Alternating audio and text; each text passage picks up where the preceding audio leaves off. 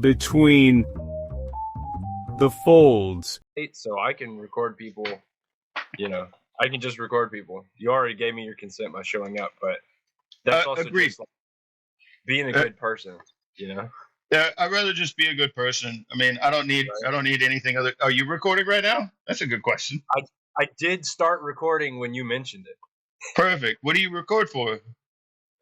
Just something like, I don't even normally record myself because it gets laggy, but because I disappear and stuff. Like that? No. Oh, that's a cool effect. Yeah. That's fucking sweet. I'll be recording and messing with people sometimes. Yeah. Damn, I'm having trouble. See, there's a little. So you see how there's like a little gap between my actual fold and the paper itself. See that little gap? That's okay. I'm having trouble.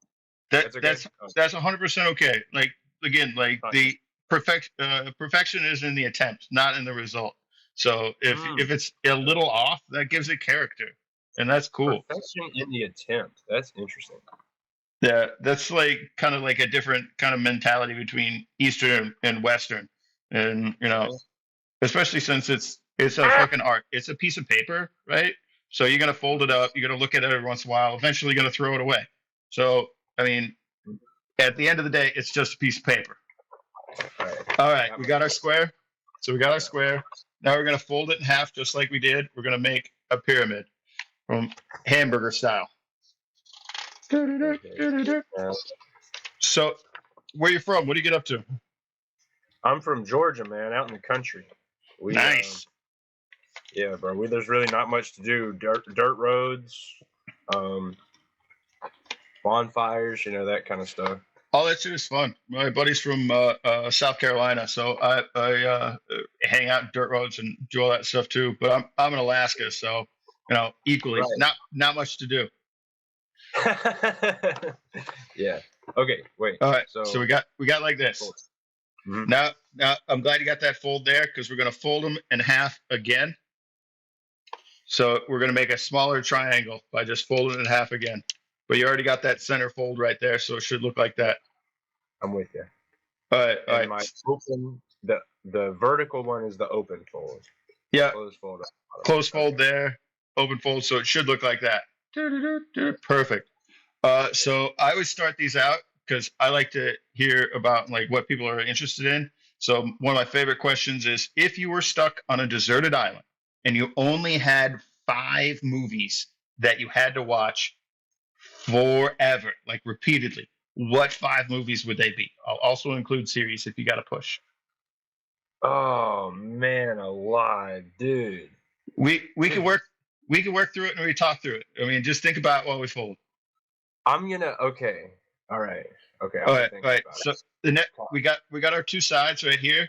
Now, one of these sides we're going to open up slightly, like this, and I'm going to take my finger and I'm going to poke it to the middle, and I'm going to take the top and I push it down so it makes a square and makes it even with the bottom.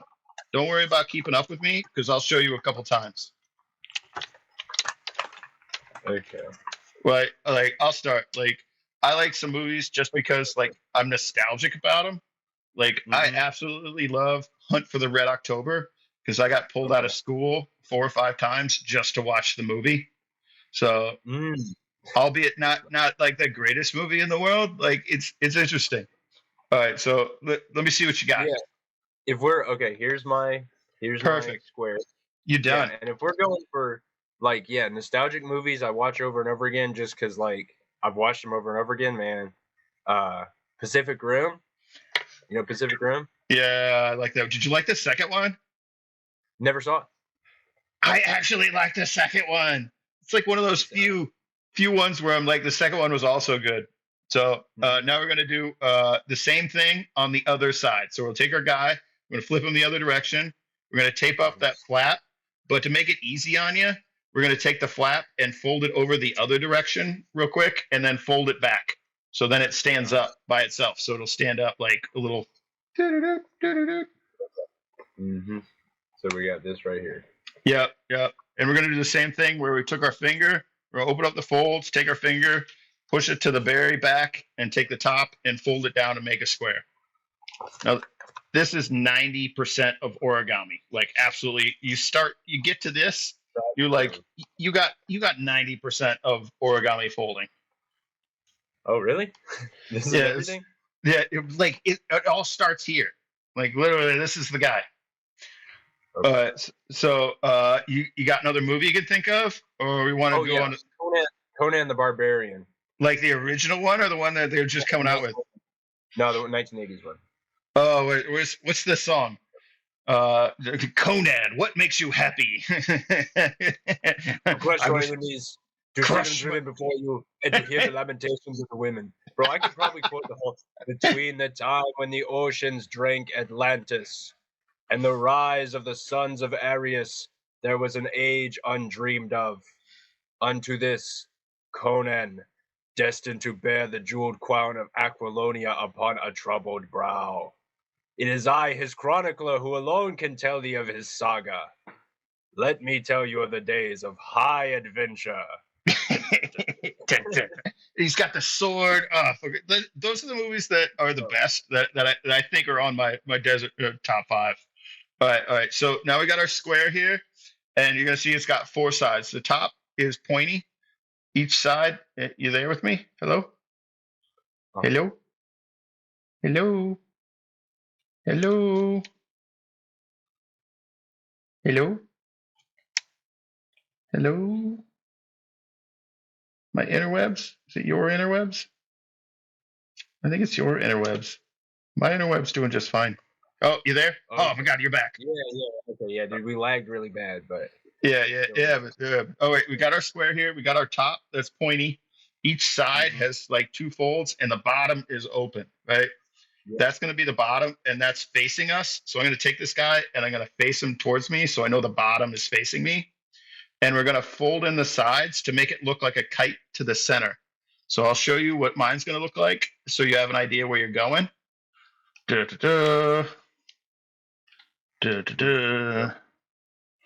I haven't thought Conan the Barbarian in a long time. That's why I like doing these.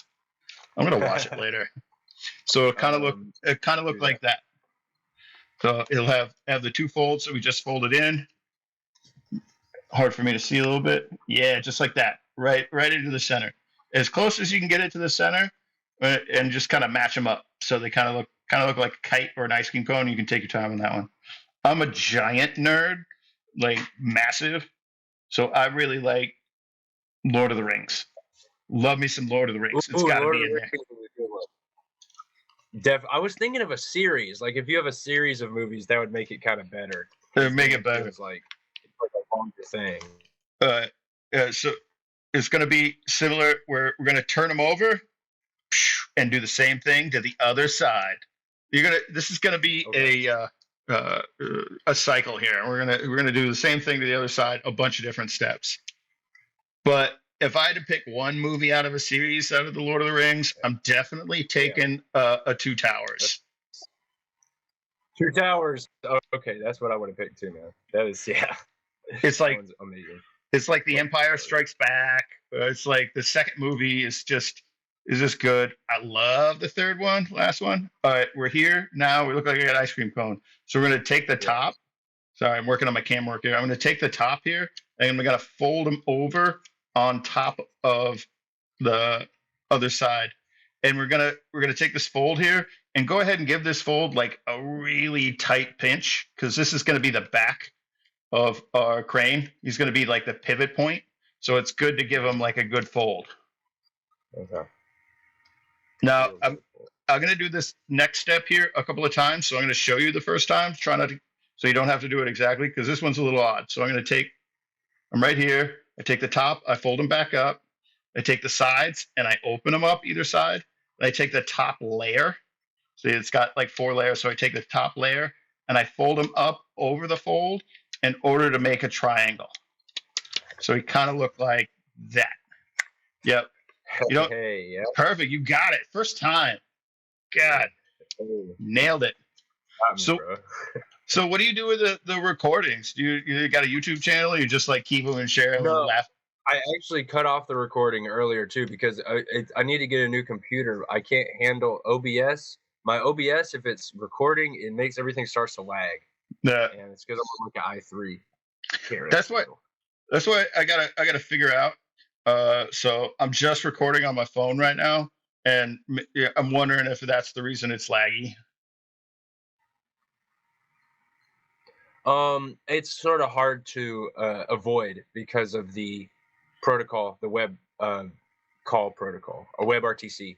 It's sort of hard to avoid little lags. Fair. Yeah. All right. Maybe So if you now, had like fiber.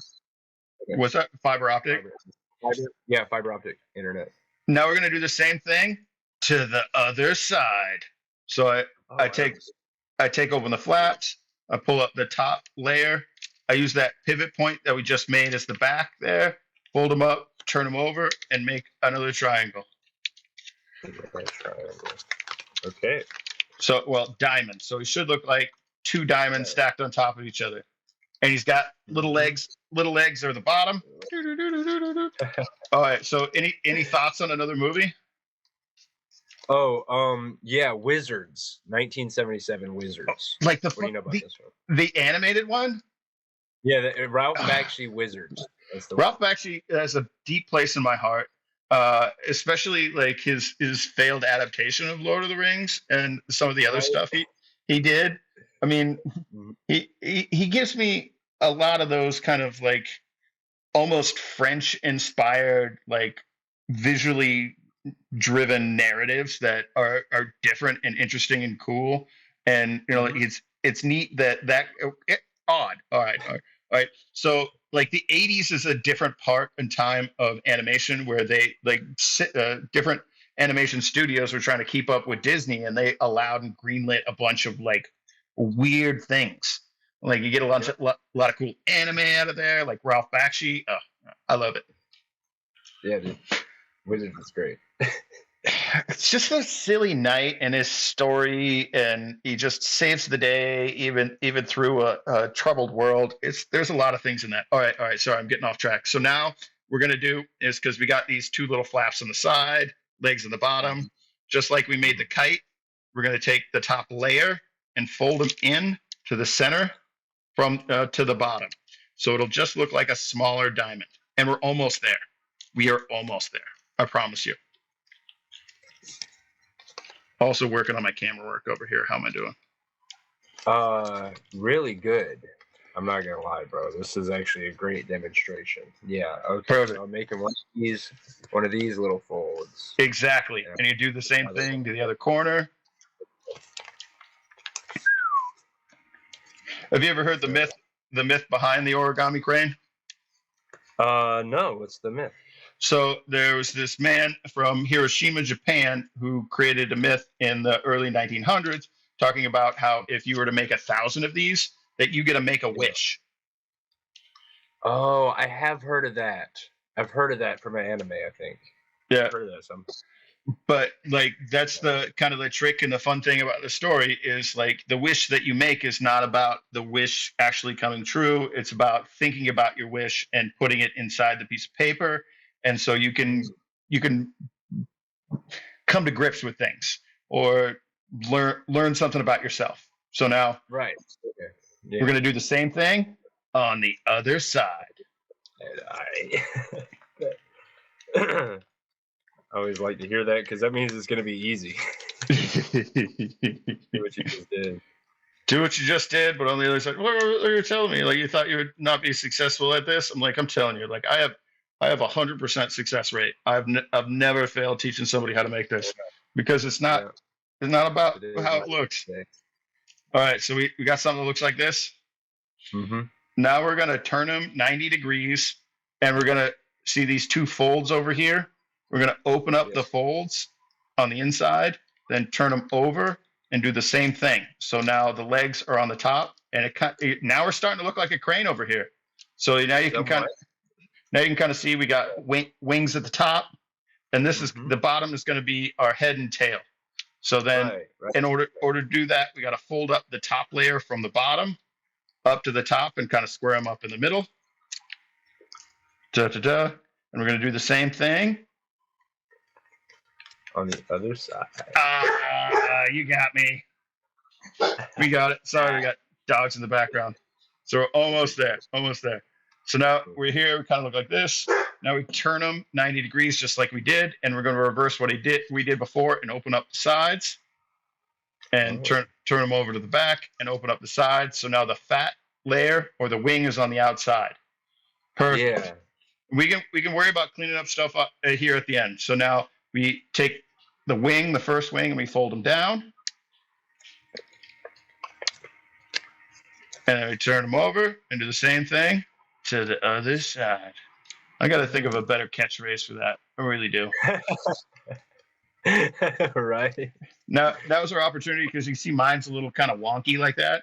So now's your opportunity if you want to kind of fix them up. You can kind of like take your finger or something else and just kind of like square them up or fix them up. That's what I was telling you, like the edges. Like you had a little hangover. I did too. Yeah. I can kind of clean them up and make them a little tight. Now we get to decide. You can take your time on that one if you want to. Now we get to decide which side looks more like a head and which side more looks like a tail. That's where you get some personality in this. So for mine, I'm kind of thinking this guy looks more like a head. So then I take him and I take the reverse fold down, fold him in on himself, and kind of fold him back up. So it kind of looked like a head.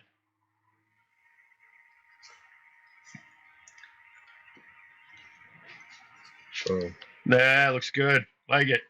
Now, he works. Now he's got personality. Now you can start naming this dude. Maybe he's Jakob. And I think we got 2 more movies left, and we're almost done with this. So you got to give me a movie next. Okay, and the whole point is I want to watch it forever. You have to. You have no other choice. It's a deserted island. Yeah. I'm not sure what to settle on here, but something like Tenet or Memento. Those are both Christopher Nolan with the same kind of idea where there's like time BS going on in the movie so that you watching it more than over and over again gives you like extra opportunities to notice, details in concurrent timelines that you maybe weren't thinking of. I really like those too. And like, I really only understood them until Christopher Nolan. I watched a video on him breaking it down where he explained like the first act in Memento specifically. So you get full color and black and white. So the full color is run in the first act as the movie goes. Black and white is the third act that's done, and you get the combined in the second act, and then the opposite in the third. So you kind of got to watch it. You ever watch Mulholland Drive? That gives me another one. David. Man, but I was too young. I don't remember what happened. No one remembers what happens. It's just same idea. It's like even more complicated. It's one of those David Lynch movies. All right. So now we're here. Now at the bottom of this guy is a little hole. Yeah. So the idea here is we got to fill up this little body triangle part and make them puffy. So what I like to do is I like to take my fingers just a little bit, and then I'll blow into the bottom. Sorry, I can't do it on camera. I don't show my face. It's just a personal thing. Then I blow into the bottom, so it kind of blows up the body. You kind of pull on the wings and tug on the body a little bit, and don't be afraid to, like how much you want to inflate it or how little. It's very thick paper, so it's hard to move it much. It doesn't need to be anything more than what it is. And now you can adjust your wings a little bit. You can tighten them up by like giving them little folds. But he's him. He's unique. He's his own little thing. But that's it. Do I kind of pull these? You can pull them apart a little bit. The more you pull them apart and work the body, you can kind of adjust the head, and you can kind of push down on the body when you pull them, like that triangle. And he's whatever. He's his own little perfect little guy. But if I had to pick a movie, either Memento or Tenet puts me to sleep. Like, I don't know why. I love Tenet. I've watched it multiple times, but it's one of those, if I watch on a plane, it's going to put me to sleep. So we got one more movie, and then you get to ask me whatever question you want. Ooh, okay. One last movie for my movies for all time on a desert island. Yeah. I've hit pretty much everything. I'm trying to think what I might. Sci-fi, comedy, rom-com. A lot of that's in Pacific Rim already. A lot of those kind of themes. Mm-hmm. You got romance in Conan and fun vibes like cartoon stuff and Wizards. Because I really Akira. That's good. Yeah, it's so beautiful. It I is. already watched it over and over again, like all them other movies. So I might It's as well put it as the last one. Yeah. Akira is so beautiful. Like I will just watch that on mute and like somebody drew that. Like every background, every movement, every little All them thing. lights, all the lights and everything. Oh my gosh. Uh, Yeah. the story's pretty good, and like there's a couple of little holes in it, but I don't pay attention to that. I love how beautiful Akira is. Plus the bike is cool as hell. Yeah. And there is that thing. It's kind of when you mentioned it, I knew what you were saying. Like once you watch a movie a bunch of times, it just gets nostalgic, Hmm. and it there's added quality just because you've already seen it. Watch it Yeah, again. there's it's Okay, that's just my five. there's my five. I like it. I support it. Want some more of it. So you got anything else we need to tell the people? Like, what's your Uh, space? What you doing? Kinda. It's a little. I mean, I don't I don't know if we have enough time. I don't want to use up too much time, No, these can but be. They're long form. I don't give two shits about I do. anything. I like your Okay, brain. so Yeah, the amygdala. thank no, this was a gift, but I do study neurology Hmm. with this meta theory. There's this meta theory of the human brain that's actually found. It's actually ancient. It's sort of a perennial thing because the brains have been around for a long time, right? Hmm. But we only recently with vivisection and stuff and like the Renaissance and whatnot, and past that, really started getting into what the actual brain is doing, like when you actually look at it. But the function, obviously, people have been figuring that out for thousands of years. And Hmm. I actually, yeah, I found these researchers who have developed in the 90s they developed a meta theory of the human brain that's based on this sevenfold model that shows up for example for instance in the Bible, called the seven motivational gifts or spiritual gifts. Hmm. And it shows up in the seven chakras, in like Buddhism, and whatnot, and it's actually seven brain regions that um, sort of cooperate to generate human consciousness or to coordinate human consciousness. And people seem to have a different awareness of the different regions. And that's what interested me, bro, because you'll have two people who have the same genetics. I'm talking, Hmm. blood siblings or even twins, and they'll grow up in the same house with all the same rules and everything, and you get two completely different people. Yeah, like the nature versus nurture, like the things that are inherently that you learn, like the inherent fear of snakes. Like we are inherently fearful of snakes, even if no one has taught you about what a snake is. Also, I like because I've kind of gone down that road too a little bit. Is like the pineal gland in the center of the brain and its correlation to the center chakra and the what do you call that? The spiral, the Fibonacci's spiral, and Absolutely. how it looks just like it, and how it's both mathematically perfect, uh, geometrically perfect spiral, and the snails Yeah. make it. Your brain makes it. Like why? Yeah. That my favorite, Oh. absolute favorite question is, but why though? So anytime I Mm. run into something that is Yeah. interesting and neat and kind of like doesn't have an answer, I try and think, but why though? There has to be a reason for all this. The basis. Okay. There. I can maybe not tell you exactly why, but this is the hint. Here's a hint for you to Okay. figure it out. If you have this relationship called a golden ratio, there's Yeah. always a golden ratio involved in one of these Fibonacci spirals. Would you Hmm. happen to know what the golden ratio is? Oh, Not off the top of my head. It's like three. No, I don't got it. I ain't got it. I don't want to pretend. well, yeah, the like the actual decimal value is not as important as the definition. I'm gonna do the definition real quick. Okay. So you have a line segment like this, Yeah. a total line segment that we're gonna cut into two sections like this. Okay. Okay. And the place we make the cut is so we'll call them A and B. Okay. Oh fuck. Fuck, my shit's backward. No, it's okay. I reverse it. My bad. Oh, okay, wait. So Yeah, I got it. okay, there you go. Okay, so A and B. So what the golden ratio would be if the ratio of A to B is the same as the ratio of A plus B to A. Oh, it should equals. So the ratio of the big portion to the small portion is the same as the ratio of the whole thing to the big portion. I get you. That's the golden ratio. And when you do the Fibonacci spiral, each one of the I'll do a little cellular Fibonacci spiral here. We'll do a 1 by 1 block, then a 1 by 1 block. What's the next Fibonacci? 2. So we do a 2 by 2 block, and then a 3 by 3 block. It's kind of going off the page a little bit, but 5 by 5, 8 by 8.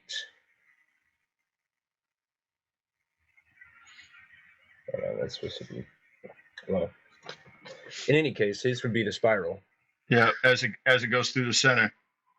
Yep, and the ratio of each of those blocks, those larger and larger blocks, approaches this golden ratio. It gets it gets closer and closer and closer and closer to the exact number. You'd have to do an infinite number of Fibonacci.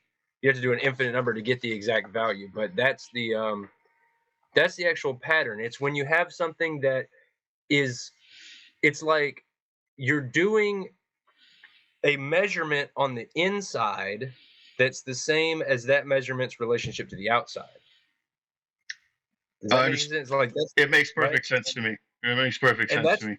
That's why it shows up in all of these systems where there's self-similarities, like a fractal, because it's something's having to relate to itself. And I mean, biological systems, all sorts of biological systems exhibit fractals, and they're literally the patterns, they're self-propagating patterns. Like that's what life is. And it expands, just like we went from a single cell organism in a water world in order to like evolve into this. I mean, it gives and leads itself into not necessarily intelligent design, but like a mathematical design. Like it. Yeah, because so the whole idea with intelligent design, right, is it's sort of naive to imagine this intelligence that's outside of something creating it. Like for instance, we just made this crane, right? Mm-hmm. And so that is, to our mind, that's like, okay, intelligence had to be involved. A piece of paper is not going to randomly crumple into a crane. Somebody's got to intelligently do the folds, right?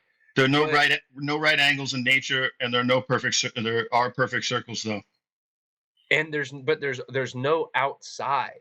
There's no outside person changing the laws of nature into this or that, but they do organize themselves intelligently.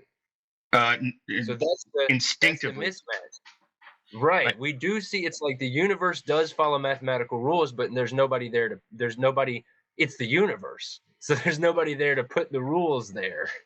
Yeah, I might get a little off the rails on this one, but like, have you ever like looked into a little bit of like quantum computing and what do we call that? The two elements that you can change something to one, and then another will, no matter the distance, will also change in the same way. Yeah, quantum entanglement. Yeah, I've heard about that. But what's weird is we're making all these quantum computers with only one side of it, but the other side proves true. So it makes you think, is like, where's the other side? Well, that's, I don't like to go to conspiracy theories as the first answer every time, but at some point there's got to be technology that people are working on that is just not made public, 100%. Like, I'm not going to conspiracy theory about it. I don't try and make assumptions about what the truth is or what it is. I just like the question that we don't have the answer to. It's like, I do like the thought experiment of like that, but like its actual making an opinion about the actual reason or result is naive. It's short-sighted. We can't know. Did you? I've got this is also completely off topic here, but there's I'm sure you've heard of Albert Einstein. Of course. Albert Einstein, smart guy. He had this quirk, or sort of a personality trait where he didn't like he had 7 of the exact same suit. He had 7 of the exact same suit, so that he spent exactly 0 time deciding what to wear in the morning. Yeah. Because if you spend 1 minute deciding what to wear every morning for a week, it's almost 10 minutes. Over a month, over a year, right? That's like an hour of time that you're not working because you're just deciding what to wear. Well, that's why I like the opposite side of it too. I mean, like deciding what you wear, thinking about what you like, thinking about who you are, and it's not necessarily time wasted in that. It's like time as an expression of you, and kind of that little time and thought. I think is what changes consciousness from being a collective consciousness to being an individualism, and like even if you don't make a choice, you still have made a choice. I mean, like, wow. it keeps going and expanding. Sorry, I'm a dog in the background. His buddy's outside, so he giving me the I want to go outside and play with my buddy. It's right. It did make me think about how so much, like you mentioned earlier. You mentioned how we have an innate fear of snakes, and there's other stuff that. Like the one that everyone has a fear of from an infant.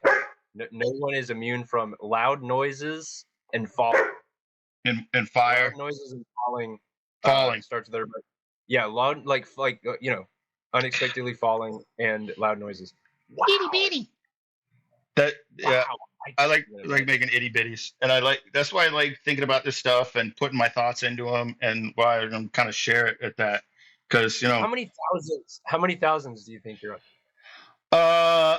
I've made 1,000 in a sitting 3 times, but I make at least 20 something a day, and I've been making them since I was 8. So if I was to make like a rough estimate, it's probably close into like the 20,000 range of cranes that I've made. And I make them when I feel I need to share something with someone, or I need to think about something about myself, and it's just those little things, those parts of individualism. We're talking about forces in the universe and powers. Like one of the only forces that we can prove exists, but we have no measurement of, is love. Like love has we can prove love exists, but there's no measurement of it, and there's no it's beyond time and space. Is that a construct of our consciousness?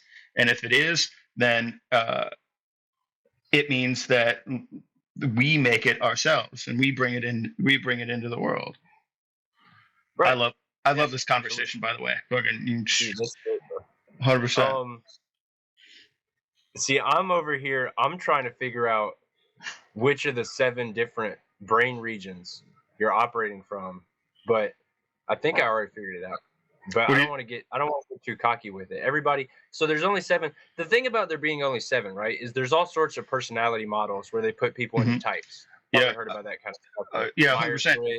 I am INTS.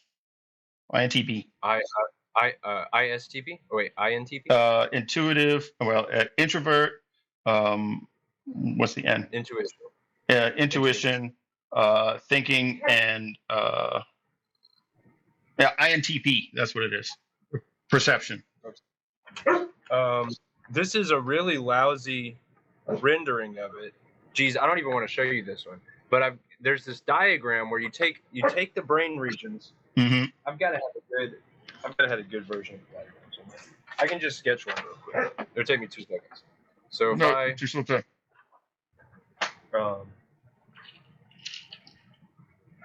Reacquire. All right. Well, will you sketch that? I'm gonna let this dog out so he quits yapping at me. So he just wants attention. You want to go outside? Oh, he's the smartest dog I've ever met. But GD, he just is so needy.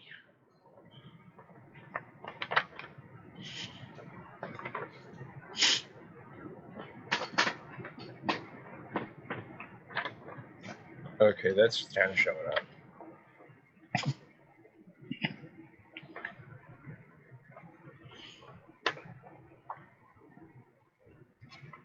Okay, and we'll do a brain here.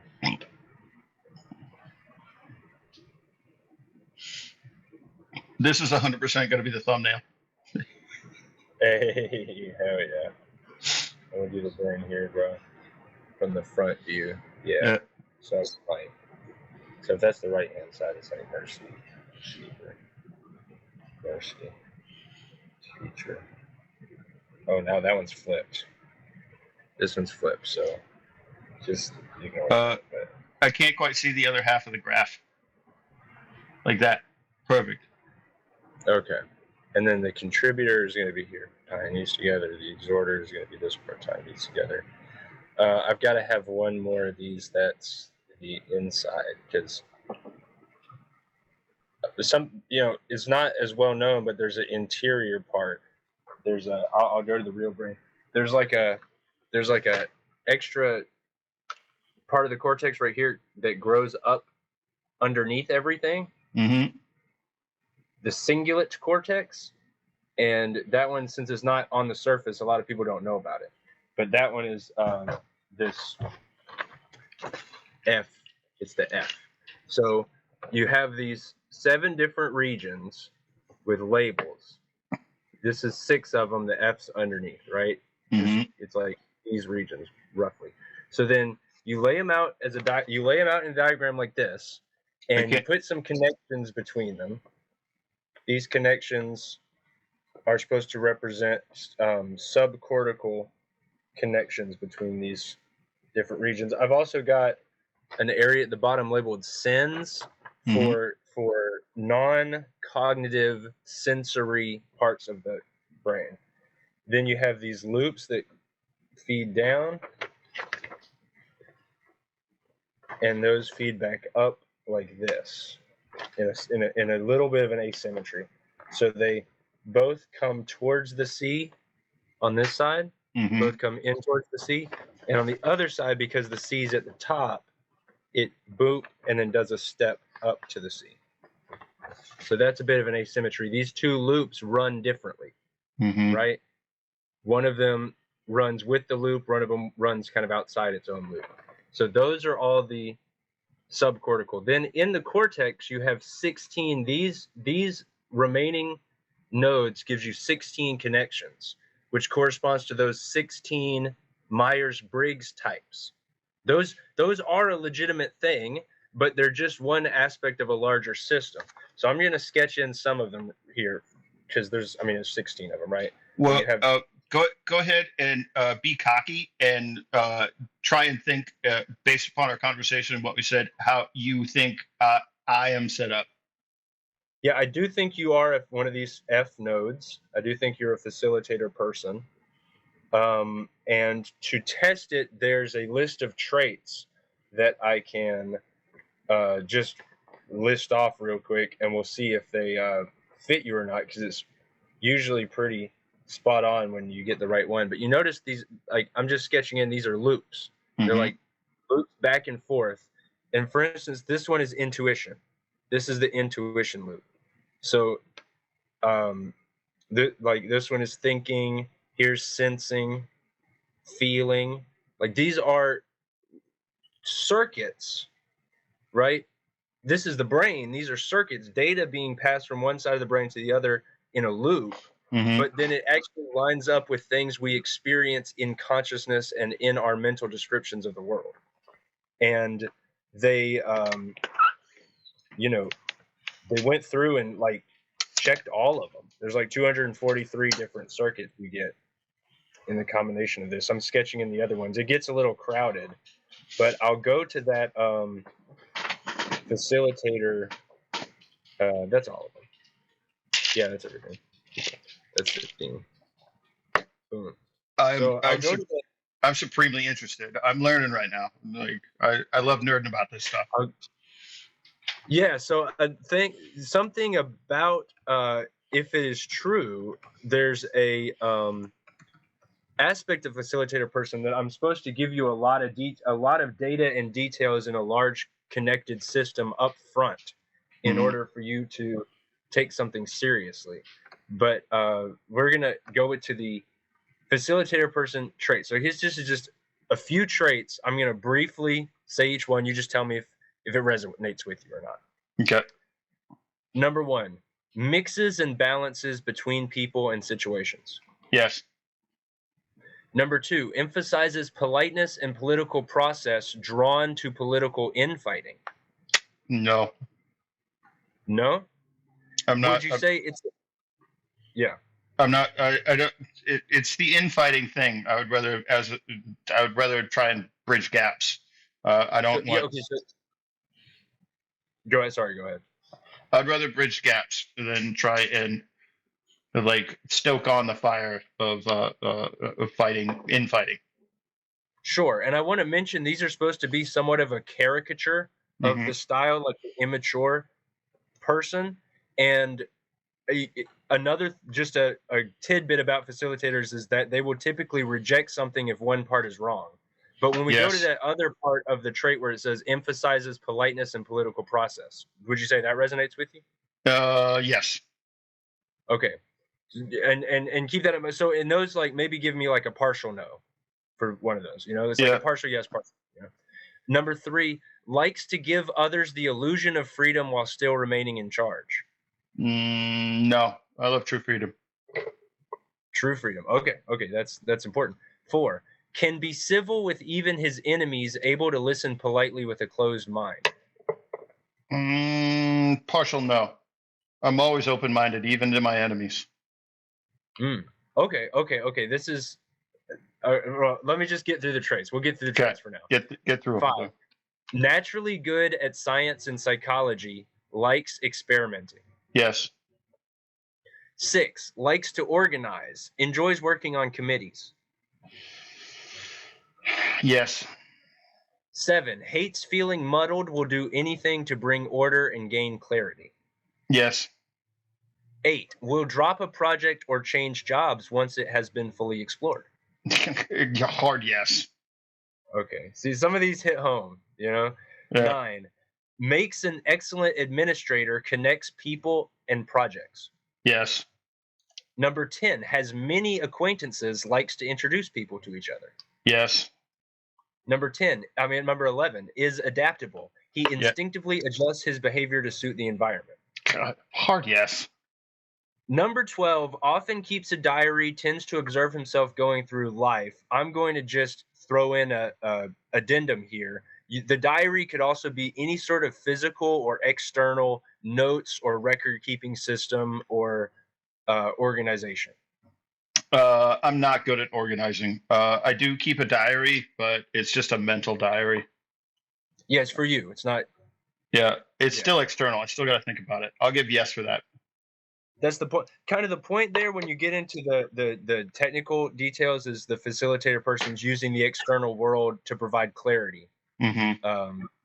Because Yes. a diary, you know, whatever you put in a diary is going to stay there, even if you don't even ever go and look at it. While you were writing it in the diary, the thoughts became sort of more stable enough that you could actually put them down. Yeah, I write notes, but not like I'm going to go read them again. It's the physical task of writing the note puts them in my memory.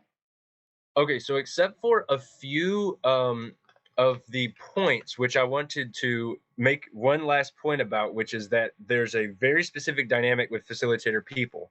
There's even a metaphor whether when you do the chakras, the different colors, whether it's a violet or a white, you know, whether violet, you know, fitting in with the rainbow, or pure white, incorporating all 7 frequencies, facilitator, because they're the crown chakra.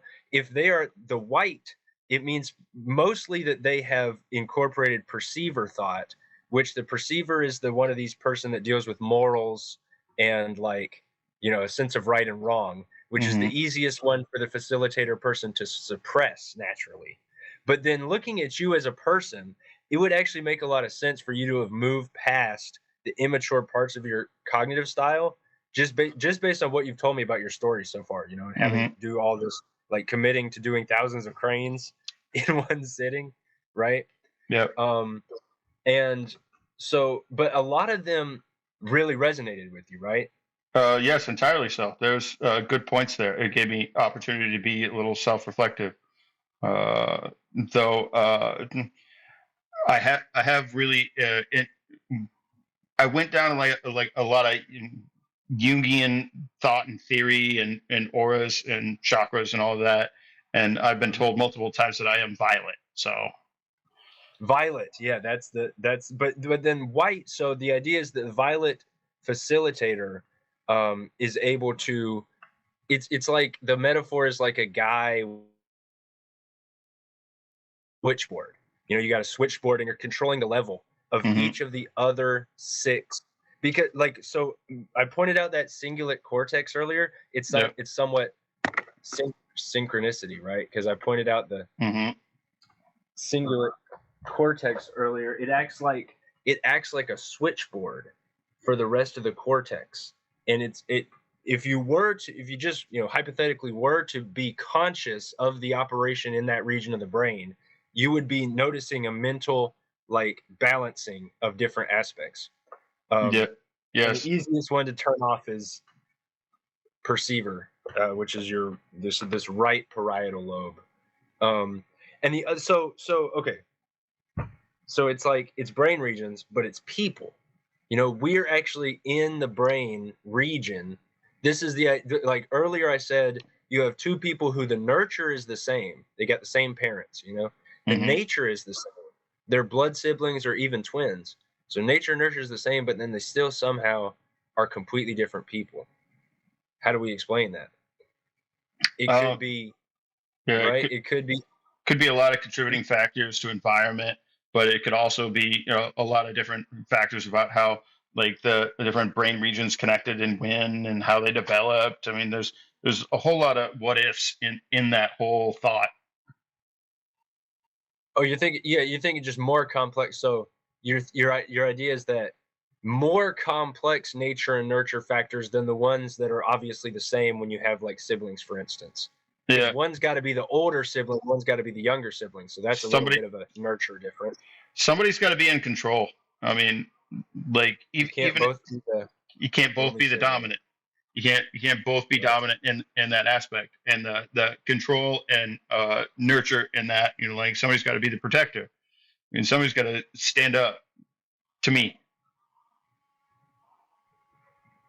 Right? Or even yeah, sometimes it is the younger sibling that takes that on. But I wanted to just finish this off with the Okay. blurb at the bottom of the facilitator page because this is probably going to resonate because you've gone through it. The mature facilitator gains the ability to combine freedom with structure. He no longer preserves mental clarity by controlling his environment and making incessant but meaningless changes. Instead, he gains the internal stability that allows him to experience fundamental change and lasting growth. Rather than worshiping beauty from afar, he views life as a joyous experiment and a learning adventure. Yes, please. I love that. Okay. Right? I I like to call that just around the river bend. Like that old Disney Mm, movie, like Pocahontas. It yeah. like to me, it feels like it's explorative. I mean, it's just like what's around the corner of the river that you can't see, and the fun possibilities. Yep. But many of so if you are a facilitator person, many of the same people with your cognitive style throughout history have been involved, like Carolus Linnaeus, who invented the binomial nomenclature, the Latin names that we use to classify organisms, hmm right? Dewey, the Dewey Decimal guy, Charles Darwin with these theories of branching uh, uh, dichotomous trees of organisms to show their common descent, right?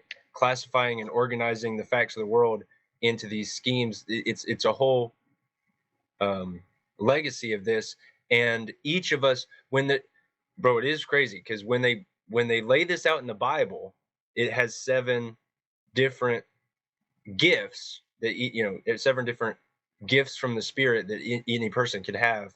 And then at the end, it says this metaphor about how first it says you need to be transformed by making over your mind. So it's explicitly talking about the human mind. And then it says each of us with differing gifts belongs to each other. Like a hand cannot say to the eye, I do not need you. Yeah. And the eye cannot say to the foot, I do not need you, because they belong to the same body. Belongs there, but you said something back there specifically about the gifts and who is given them, like the Spirit, like the Holy Spirit. Like I have a lot of questions and thoughts about what like the Holy Spirit is and why it's involved and like part of the Trinity. Like it's never really explained other than just like the feeling part of it. The Bible's a little tough to read. I'm not gonna lie. It's a little tough of a read. Well, it's 60 different books, histories, and songs and prophecies and metaphors over thousands of years and hundreds of different writers. And interpreters and translators and there's some good points in there. It has a great element to it that everyone should learn from, but you should not be able to take things like verbatim. Sorry, I left a dog outside. You're good. It should not be taken verbatim.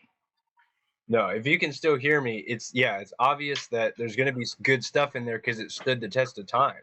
It's one of the oldest, like coherent stories that we have as a species. But at the same time, it's not magic. It's not magic words. That's also silly and hurtful. That's damaging to your mind to think that there's a book with magic words.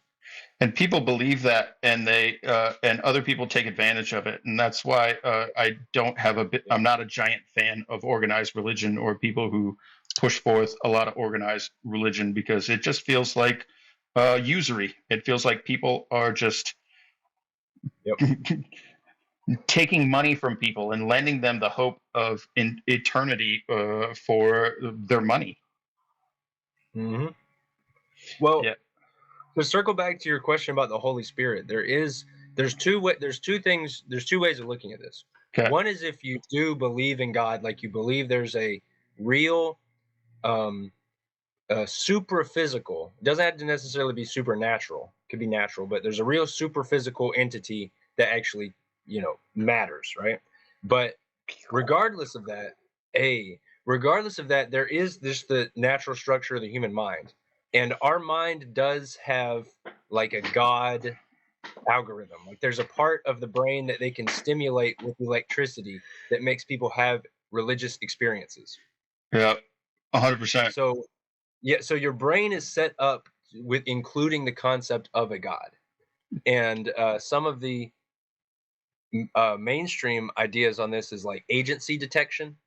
Like before we had as much sophisticated specific knowledge of the world around us, when we heard like thunder or something in the sky, we're like, okay, that must be something like us, but magnified to the degree that it can cause the thunder to happen. Like finding explanations for things that are extraordinary. Right. But regardless, we're still here with the same minds, cognitive ability, similar an image of God. But an image of God for us is now different because we have this other side of the brain. Like the whole left side of the brain handles language and symbolic abstract representations, in the temporal lobe, at least the whole left temporal lobe. It's not the same on the right temporal lobe. It's asymmetry. Like this section at the very bottom of the temporal lobe called the fusiform gyrus. These are the fusiform gyri, these bottom parts. On the left-hand side, it lights up when you recognize the characters of text, the letters. But that's the left-hand side. But on the right-hand side, it lights up when you recognize faces. Yeah. So it's the same network, but on different hemispheres, it has mirrored, different functions. It's like it's kind of like what I seem like crows. You ever heard of that experiment where the professor goes out with a mask in the middle of a field and kills a crow, and then generations later, hundreds of miles apart, if the crows see that mask, then they're gonna attack and have a different mentality. Yep. Yeah. Yeah. Exactly. Exactly. Like that's something, humans can do that with names. There could be if you met somebody and you didn't necessarily, now this wouldn't happen today, but if you met him and you didn't necessarily recognize him, but you knew for a fact he was El Chapo or something, you Hmm. know, you didn't maybe recognize him, but you face, but you knew his name, you might react to him differently, right? Yeah, I'd have a We're the only, preconceived notion of who he is based upon the information I was given or presented. yes, but it's the same brain region, just on the other hemisphere. And And there's, yeah, it's cool. It's like the balance in between the brain and what it is. Like this is such a cool conversation, bro. I'm not gonna lie. I'm like nerding out about it's this. pretty much, yeah. I'm glad you're interested. I mean, I'm a facilitator person also, so it's supposed to be. We want to, like, especially as children, people with our cognitive style want to know everything and like just get all the data, like read all the books, every subject. How does it all connect?